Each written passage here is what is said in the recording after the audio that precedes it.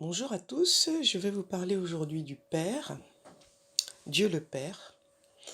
Alors, dans un premier temps, on va faire un petit peu de vocabulaire et ensuite on verra dans la Bible ce que nous disent les textes à propos, de cette forme de Dieu.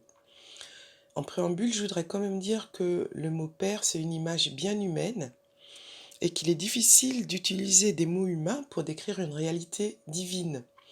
En effet, dans la Bible, le mot père revêt plusieurs sens et il va falloir qu'on aille à la recherche du sens de la notion de Dieu le Père. Alors le premier sens, c'est le sens le plus commun, c'est le Père biologique. Genèse 42, verset 13. Nous, tes serviteurs, nous sommes 12 frères, fils d'un même homme au pays de Canaan. Et voici le plus jeune est aujourd'hui avec notre Père, et il y en a un qui n'est plus. Alors, dans ce cadre-là, le texte parle effectivement du père. Le père, en l'occurrence, là, il s'agit de Jacob et de ses 12 enfants. Il y a bien un lien biologique direct entre Jacob et ses 12 fils. Deuxième exemple du mot père avec un autre sens, c'est dans Genèse 28, verset 13. Et voici se tenait au-dessus d'elle. Et il dit, je suis l'Éternel, le Dieu d'Abraham, ton père, le Dieu d'Isaac. La terre sur laquelle tu es couché, je la donnerai à toi et à ta postérité. Alors là, dans ce cadre-là, il s'agit du sens du mot ascendant, ancêtre. Donc quand on dit je suis le Dieu de ton père, Abraham, Isaac, tout simplement le Dieu de tes ancêtres. Donc là, on découvre un deuxième sens du mot père. Je continue ma lecture de Genèse, Genèse 17, verset 4. Voici mon alliance que je fais avec toi, tu deviendras père d'une multitude de nations. Donc là, c'est Dieu qui s'adresse à Abraham et qui lui dit qu'il sera le père d'une multitude de nations, c'est-à-dire l'ancêtre d'une nation, l'ancêtre d'un peuple. C'est ce que veut dire le mot père dans ce sens-là. Dans Genèse 4, verset 20, nous découvrons le texte suivant. Ada enfante Jabal. Il fut le père de tous ceux qui habitent sous des tentes et près des troupeaux. Alors là, que signifie le mot père dans ce texte-là? Eh bien, il est l'ancêtre, le précurseur de tous les nomades, ceux qui habitent sous les tentes et près des troupeaux, c'est-à-dire les éleveurs. Il est le premier de la même nature, donc que toutes les personnes qui suivront et qui seront des éleveurs nomades. Et puis je prends un dernier texte qui se trouve dans Genèse 45, verset 8. C'est Joseph qui parle, il parle à ses frères et il dit « Ce n'est pas vous qui m'avez envoyé ici, mais c'est Dieu. Il m'a établi père de Pharaon, maître de toute sa maison et gouverneur de tout le pays d'Égypte. » Alors là, c'est un petit peu compliqué parce que on ne voit pas comment Joseph a pu être le père biologique de Pharaon, donc ça c'est impossible.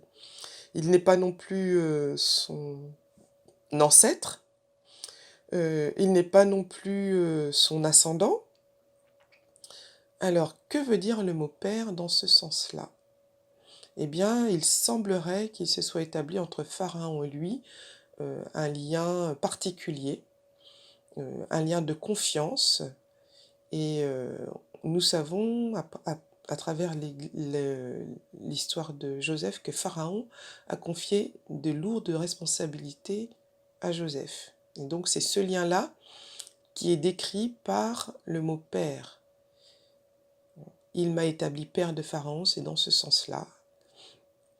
Et d'ailleurs, la suite de la phrase nous explique ce que veut dire père de Pharaon. Ça veut dire maître de toute sa maison, gouverneur de tout le pays d'Égypte. Donc dans le sens de maître, gouverneur, avec cette relation de confiance entre les deux. Voilà, donc j'ai voulu brosser un petit peu les différents sens qu'ont le mot père, en tout cas dans la Genèse. Or, dans la Bible, on nous présente Dieu comme étant, en tout cas, la forme de Dieu comme étant le Père. Une forme de Dieu comme étant Père. Dieu comme étant Père apparaît 232 fois, mais surtout dans le Nouveau Testament. Alors voyons ce qu'en dit Jésus. Prenons quelques textes de la bouche de Jésus pour comprendre pourquoi cette notion de Dieu en tant que Père apparaît plus clairement, surtout à partir de la venue de Jésus. Alors je vais vous lire quelques textes tirés des évangiles. Dans Matthieu 6, verset 1, « Gardez-vous de pratiquer votre justice devant les hommes pour en être vus, autrement vous n'aurez point de récompense auprès de votre Père qui est dans les cieux. » Matthieu 6, versets 3 et 4, « Mais quand tu fais l'aumône, que ta main gauche ne sache pas ce que fait ta main droite, afin que ton aumône se fasse en secret, et ton Père, qui voit dans le secret, te le rendra. » Marc 14, verset 36, il disait « Abba, Père, toutes choses te sont possibles. Éloigne de moi cette coupe. Toutefois non pas ce que je veux, mais ce que tu veux. » Nous lisons ensuite dans Luc 23, verset 34, Jésus dit « Père, pardonne-leur, car ils ne savent pas ce qu'ils font. » Ils se partagèrent ses vêtements en tirant au sort. Dans Jean 5, versets 22 et 23, le Père ne juge personne, mais il a remis tout jugement au Fils, afin que tous honorent le Fils comme ils honorent le Père. Celui qui n'honore pas le Fils n'honore pas le Père qui l'a envoyé. Dans Jean 14, les versets 9 à 11, Jésus lui dit « Il y a si longtemps que je suis avec vous, et tu ne m'as pas connu, Philippe ? Celui qui m'a vu a vu le Père. Comment dis-tu, montre-nous le Père ? Ne crois-tu pas que je suis dans le Père, et que le Père est en moi ? Les paroles que je vous dis, je ne les dis pas de moi-même, et le Père qui demeure en moi, c'est lui qui fait les œuvres. » Et enfin, un texte qui se trouve dans Jean 20, verset 17, Jésus lui dit « Ne me touche pas, car je ne suis pas encore monté vers mon Père. Mais va trouver mes frères et dis-leur que je monte vers mon Père et votre Père, vers mon Dieu et votre Dieu. »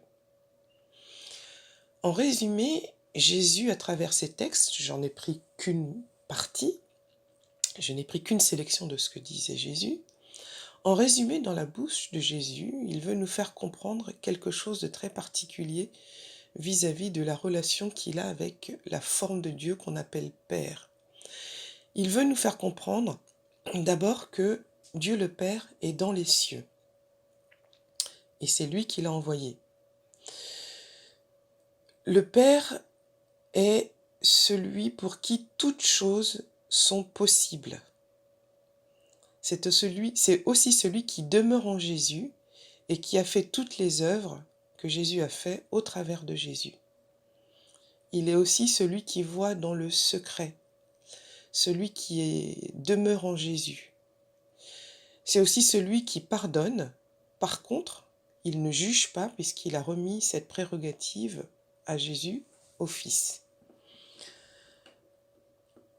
En venant sur terre, Jésus voulait donner une explication plus complète de qui était Dieu et des trois formes que celui-ci prenait. En l'occurrence, la première forme, l'une des formes les plus connues, en tout cas des contemporains de Jésus, et peut-être aussi à l'heure actuelle, c'est la forme de Dieu le Père.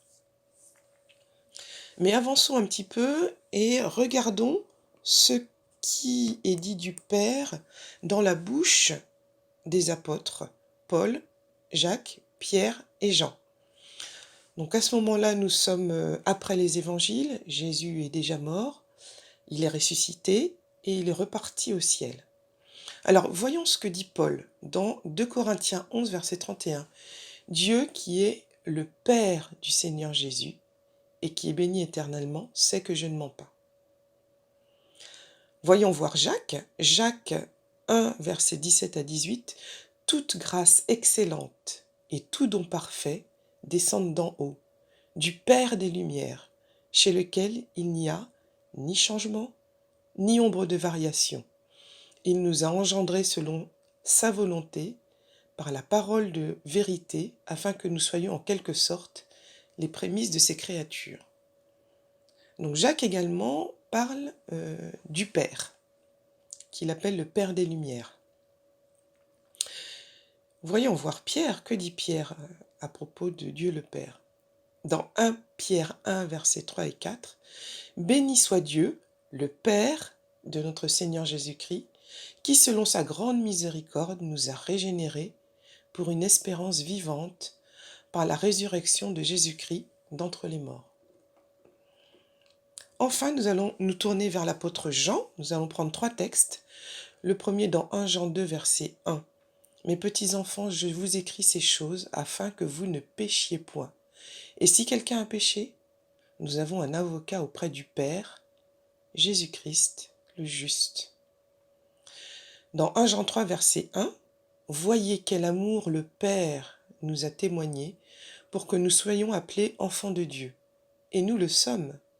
Si le monde ne nous connaît pas, c'est qu'il ne l'a pas connu. » Et enfin, je vais prendre un texte de l'Apocalypse, de Révélation, chapitre 1, verset 6. Donc c'est toujours Jean, l'apôtre Jean, qui écrit ce livre. « Il a fait de nous un royaume, des sacrificateurs pour Dieu son Père. » Il parle de Jésus-Christ, bien sûr. « À lui soit la gloire et la puissance au siècle des siècles. Amen. » En résumé, dans la bouche des apôtres, Dieu le Père est Père du Seigneur Jésus. On nous précise également que chez lui, il n'y a ni changement, ni ombre de variation. Ce qui peut-être n'est pas le cas de Jésus qui s'est transformé, qui s'est incarné.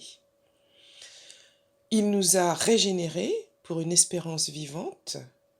Il nous témoigne de l'amour au travers de l'envoi de son Fils, du sacrifice de son Fils et de la résurrection de son Fils.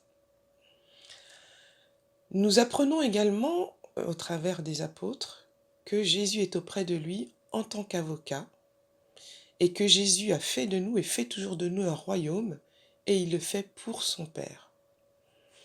Autrement dit, les apôtres complètent ce que Jésus a voulu enseigner lorsqu'il était sur terre et qu'on a vu plus tôt dans les évangiles. Ils complètent et ils ne sont pas du tout en contradiction avec ce que dit Jésus. On appelle Dieu le Père à partir du moment où effectivement sa forme différente de celle de Jésus devient manifeste, notamment dans le Nouveau Testament. Alors pour terminer, je voudrais vous lire 13 citations qui se termineront par une question. Alors ce sont des citations que j'ai toutes tirées des épîtres de Paul et puis une citation que j'ai tirée de Jacques. Romains 1, verset 7. « Tous ceux qui, à Rome, sont bien-aimés de Dieu, appelés à être saints, que la grâce et la paix vous soient données de la part de Dieu, notre Père, et du Seigneur Jésus-Christ. » 1 Corinthiens 1, verset 3. « Que la grâce et la paix vous soient données de la part de Dieu, notre Père, et du Seigneur Jésus-Christ. » 2 Corinthiens 1, verset 2. « Que la grâce et la paix vous soient données de la part de Dieu, notre Père, et du Seigneur Jésus-Christ. » Éphésiens 1, verset 2. « Que la grâce et la paix vous soient données de la part de Dieu, notre Père, et du Seigneur Jésus-Christ. » Philippiens 1, verset 2.